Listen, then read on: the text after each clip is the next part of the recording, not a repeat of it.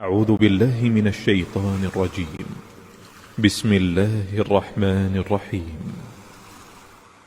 والضحى والليل إذا سجى آفتاب کی روشنی کی قسم اور رات کی تاریکی کی قسم جب وہ چھا جائے.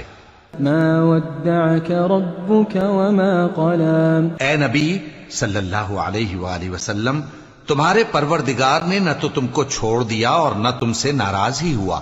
وَلَلْآخِرَةُ خَيْرٌ لَكَ مِنَ الْأُولَى اور آخرت تمہارے لیے دنیا سے کہیں بہتر ہے. وَلَسَوْفَ يُعْطِيكَ رَبُّكَ فَتَرْضَى اور تمہارا پروردگار تمہیں عن قریب اتنا کچھ عطا فرمائے گا کہ تم خوش ہو جاؤ گے. أَلَمْ يَجِدْكَ يَتِيمًا فَآوَى بھلا اس نے تمہیں یتیم پا کر جگہ نہیں دی؟ وَوَجَدَكَ ضَالًّا فَهَدَى بے شک دی، اور تمہیں رستے سے ناواقف دیکھا تو سیدھا رستہ دکھایا. وَوَجَدَكَ عَائِلًا فَأَغْنَى اور اس نے تمہیں تنگ دست پایا تو غنی کر دیا. فَأَمَّا الْيَتِيمَ فَلَا تَقْهَرْ تو تم بھی یتیم پر ستم نہ کرنا. وَأَمَّا السَّائِلَ فَلَا تَنْهَرْ اور مانگنے والے کو جھڑکی نہ دینا. وَأَمَّا بِنِعْمَةِ رَبِّكَ فَحَدِّثْ اور اپنے پروردگار کی نعمت یعنی وحی کا بیان کرتے رہنا. پہلے ہی لفظ والضحیٰ کو اس سورت کا نام قرار دیا گیا ہے. یہ مکہ معظمہ میں نبوت کے ابتدائی دور میں نازل ہوئی. روایات کے مطابق آپ صلی اللہ علیہ وسلم پر کچھ مدت تک وحی کے نزول کا سلسلہ بند رہا، جس کی مدت 15 سے 40 روز بیان کی جاتی ہے. اس عرصہ میں آپ صلی اللہ علیہ وسلم نے لوگوں کو کوئی نئی وحی نہیں سنائی. جب جبرائیل علیہ السلام کے آنے کا سلسلہ رک گیا تو مشرکین نے کہنا شروع کر دیا کہ محمد صلی اللہ علیہ وسلم کو ان کے رب نے چھوڑ دیا ہے. دوسری روایت ہے کہ ابو لہب کی بیوی ام جمیل نے، جو حضور صلی اللہ علیہ وسلم کی چچی تھی اور جس کا گھر حضور کے مکان سے متصل تھا، آپ سے کہا، معلوم ہوتا ہے کہ تمہارے شیطان نے تمہیں چھوڑ دیا ہے. اس عورت نے وہ ناشائستہ الفاظ نکالے اور یہ آیتیں نازل ہوئیں، اس پر اللہ کی مار ہو. اس وقفے میں رسول پاک صلی اللہ علیہ وسلم سخت غمگین ہو گئے. آپ صلی اللہ علیہ وسلم کو اندیشہ ہوا کہ کہیں مجھ سے کوئی قصور تو نہیں ہو گیا جس کی وجہ سے میرا رب مجھ سے ناراض ہو گیا ہو اور اس نے مجھے چھوڑ دیا ہو. اور مزید یہ کہ منکرین آپ صلی اللہ علیہ وسلم کا مذاق اڑانے اور طنز و تشنیع کرنے لگے، نعوذ باللہ من ذالک. اس پر آپ صلی اللہ علیہ وسلم کو اطمینان دلایا گیا کہ وحی کے نزول کا سلسلہ کسی ناراضگی کی بنا پر نہیں روکا گیا تھا، چونکہ ابھی آپ صلی اللہ علیہ وسلم کو وحی کے نزول کی شدت برداشت کرنے کی عادت نہیں پڑی تھی اور وحی کا شدید بار آپ صلی اللہ علیہ وسلم کے اعصاب پر پڑتا تھا. اس بنا پر بیچ میں وقفہ دینا ضروری سمجھا گیا. سورت کا موضوع آپ کو تسلی دینا، آپ کو اطمینان دلایا گیا کہ آپ کے رب نے نہ آپ کو چھوڑا اور نہ وہ آپ سے ناراض ہوا ہے. والضحیٰ واللیل اذا سجا، اللہ تعالیٰ نے دھوپ پڑنے کے وقت دن کی روشنی اور رات کے سکون اور اندھیرے کی قسم کھائی ہے. ان دونوں چیزوں کی قسم اس مناسبت سے کھائی گئی کہ جس طرح دن کا روشن ہونا اور رات کا تاریکی اور سکون لیے ہوئے چھا جانا اس وجہ سے نہیں کہ اللہ تعالیٰ دن کے وقت لوگوں سے خوش اور رات کے وقت ان سے ناراض ہو جاتا ہے، بلکہ یہ دونوں حالتیں ایک عظیم حکمت اور مصلحت کے تحت طاری ہوتی ہیں. اسی طرح تم پر بھی وہی بھیجنا اور کبھی اس کو روک لینا بھی حکمت و مصلحت کی بنا پر ہے. جس طرح دن کی روشنی اگر مسلسل آدمی پر پڑتی رہے تو وہ اسے تھکا دے، اس لیے دن کے روشن رہنے کے بعد رات کا آنا ضروری ہے تاکہ اس میں انسان کو سکون ملے. اسی طرح وحی کی روشنی اگر تم پر پے در پے پڑتی رہے تو تمہارے اعصاب اس کو برداشت نہ کر سکیں گی. اس لیے وقتاً فوقتاً نزول وحی کا رک جانا تھا. اللہ تعالیٰ نے اسی مصلحت کی بنا پر کیا. ما ودعک ربک وما قلی، تمہارے رب نے تم کو ہرگز نہیں چھوڑا اور نہ وہ ناراض ہوا. اس کے بعد اللہ تعالیٰ نے اپنے حبیب صلی اللہ علیہ وسلم سے فرمایا کہ تمہیں یہ پریشانی کیسے لاحق ہو گئی کہ ہم نے تمہیں چھوڑ دیا ہے یا تم سے ناراض ہو گئے ہیں؟ یہ اللہ تعالیٰ کی طرف سے یقین دہانی کرائی گئی ہے۔ وَلَلْآخِرَةُ خَيْرٌ لَكَ مِنَ الْأُولَىٰ، یقیناً تمہارے لیے بعد کا دور پہلے دور سے بہتر ہے۔ اس کے بعد آپ صلی اللہ علیہ وسلم کو خوشخبری دی گئی کہ دعوت دین کے ابتدائی دور میں جن شدید مشکلات سے آپ صلی اللہ علیہ وسلم کو سابقہ پیش آ رہا ہے، یہ تھوڑا عرصے کی بات ہے۔ آپ صلی اللہ علیہ وسلم کے لیے ہر بعد کا دور پہلے دور سے بہتر ہوتا چلا جائے گا، اور جلد ہی اللہ تعالیٰ آپ صلی اللہ علیہ وسلم پر اپنی عطا اور بخشش کرے گا، جس سے آپ صلی اللہ علیہ وسلم خوش ہو جائیں گے۔ وَلَا سَوْفَ يُعْطِيكَ رَبُّكَ فَتَرْضَىٰ، اور ان قریب تمہارا رب تم کو اتنا دے گا کہ تم خوش ہو جاؤ گے۔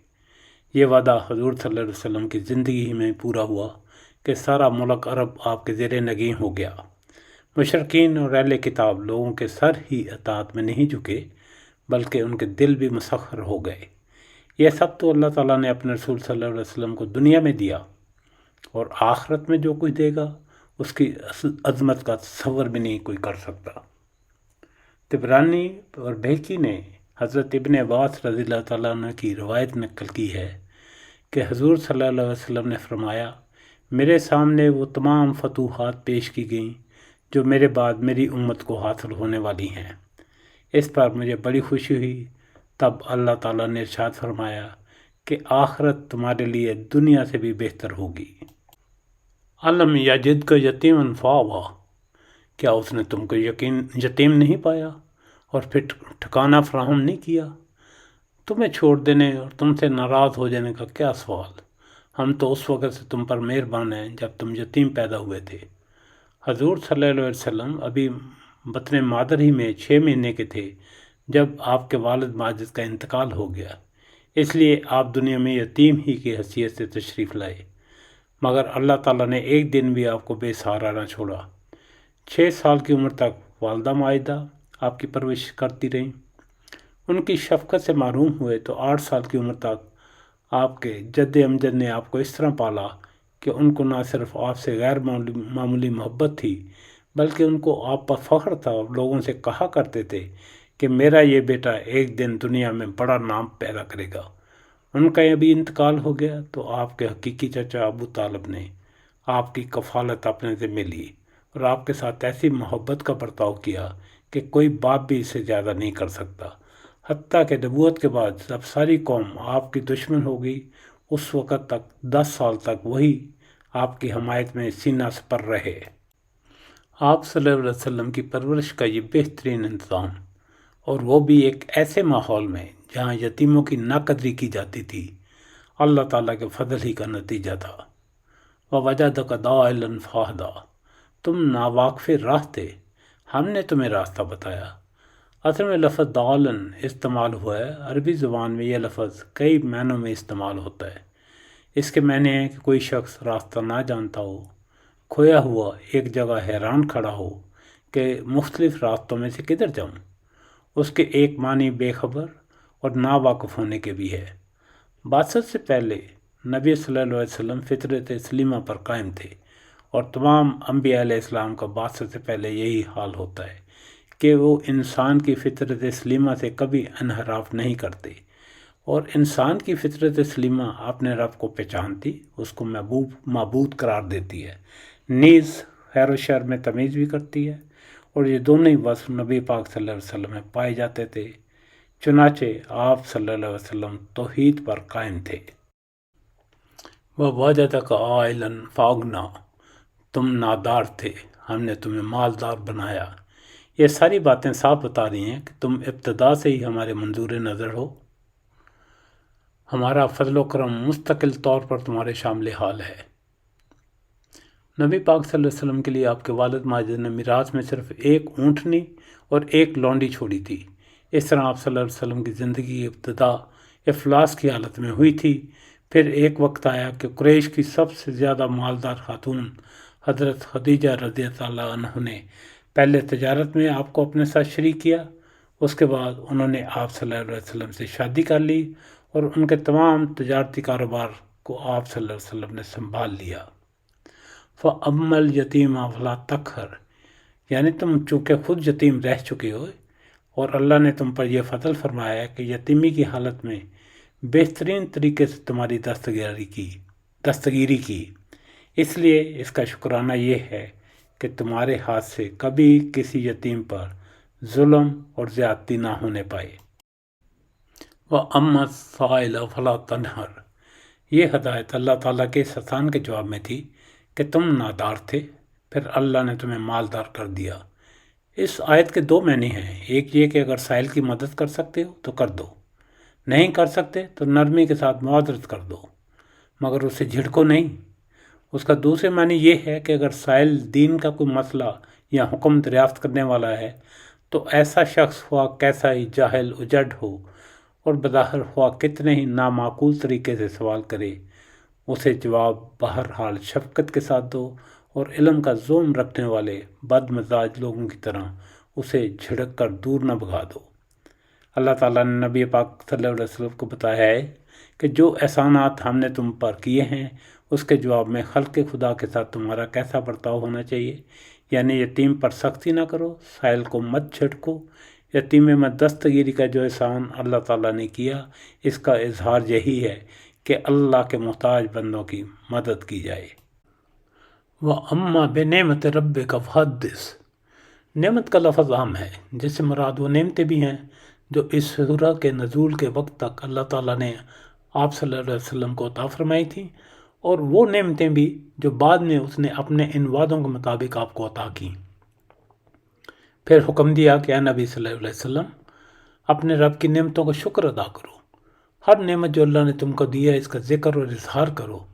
نعمتوں کے اظہار یہ ہے کہ زبان سے اللہ کا شکر ادا کیا جائے اور اس بات کا اقرار و اعتراف کیا جائے کہ جو نعمتیں بھی حاصل ہیں یہ سب اللہ کا احسان ہے، نہ کہ میرے کسی ذات کا کمال کا نتیجہ۔ خطاب براہ راست نبی صلی اللہ علیہ وسلم سے ہے، آپ صلی اللہ علیہ وسلم کو خوشخبری دے کر آپ کی تسلی کی گئی ہے۔ دوسرا یہ کہ دنیاوی زندگی میں عام انسان کو جن مشکلات اور مصائب کا سامنا کرنا پڑتا ہے ان کو اللہ کی ناراضگی نہیں سمجھنا چاہیے، بلکہ یہ ابتلا اور آزمائش کے لیے ہوتی ہے اور وہ انسان کے لیے حقیقی ترقی کے مدارج طے کرنے کا ذریعہ ہے۔ یہی اس صورت کا مرکزی موضوع ہے۔ کچھ قدرتی کیفیت جیسے بددلی کی کیفیت ہو، مایوسی کا انداز ہو، ڈپریشن، بے سکونی، نا امیدی، ہمت جواب دے رہی ہو، یہ کیفیت ہر انسان پر آتی ہیں۔ انسان کی داخلی کیفیات کے اندر اتار چڑھاؤ، اپ اینڈ ڈاؤن آتا رہتا ہے۔ اس بے چارگی میں سب سے محفوظ پناہ گاہ پروردگار کی طرف رجوع کرنا ہے، اور ان کا مداوع اور علاج کے لیے سورہ الضحیٰ اکثیر کا درجہ رکھتی ہے۔ تو جب بھی بے چارگی، بے سکونی، ڈپریشن، مایوسی، بددلی کی کیفیت ہوں تو سورہ الضحیٰ کا ورد کریں، اور پھر جب محسوس ہو کہ اللہ تعالیٰ نے ان کیفیت سے نکال دیا ہے تو اس پر اللہ تعالیٰ کی جناب میں سورہ الشرح پڑھ کر پروردگار کا شکر ادا کریں۔ کوشش کریں کہ اپنے معلومات میں ظہر نماز کی پہلی رکعت میں ہمیشہ سورہ الضحیٰ اور دوسری رکعت میں سورہ الشرح کی تلاوت کریں۔ الحمدللہ رب العالمین، اللہ تعالیٰ کا شکر ہے جس نے سورہ الضحیٰ کا تعارف، مفہوم اور فضیلت پیش کرنے کی سعادت عطا فرمائی۔ اللہ تعالیٰ ہم سب کو اپنے پاک کلام کی صحیح سمجھ اور اس پر عمل کرنے اور ہر وقت اس کا شکر ادا کرنے کی توفیق عطا فرمائے۔ وصلی اللہ علی سیدنا محمد وآلہ وصحبہ اجمعین، آمین ثم آمین۔